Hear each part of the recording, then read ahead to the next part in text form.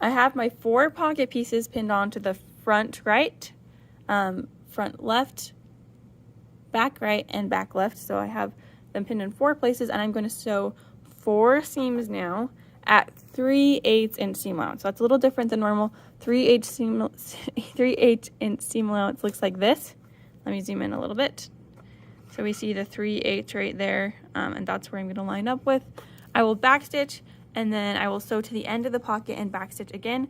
I only have 2 layers of fabric here that I'm sewing together. So it's a pocket and either a front piece or a back piece. Okay, so I'm going to backstitch. And I'll sew this at 3/8 inch seam allowance. It's important to do 3/8 inch seam allowance because when I do my side seams, I'm going to try to hide my pocket so you don't really see it. And so I will later sew again at 5/8 inch seam allowance with the pocket kind of hidden inside.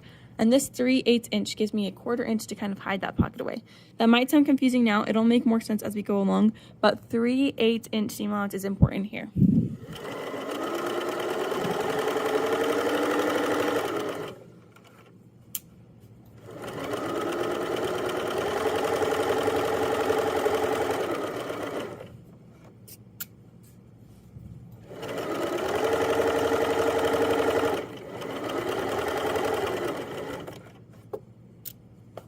As I get to the end of my pocket, I'm going to backstitch,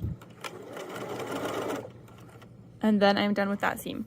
I will go ahead and do this same thing on all, like my 3 other pockets, so I'll do it 4 times total, and it's just the exact same thing. So I have these 2 sewn together, right sides together. If I open up, I see both the right sides, and then I would just find the next piece that needs to be sewn. There's 4 total, and I would sew the exact same thing, lining it up at 3/8 inch seam allowance, sewing from the top of the side of the pocket to the end of the side of the pocket.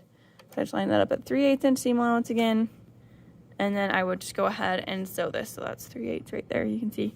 And I'll do that a total of 4 times. So go ahead and do that now.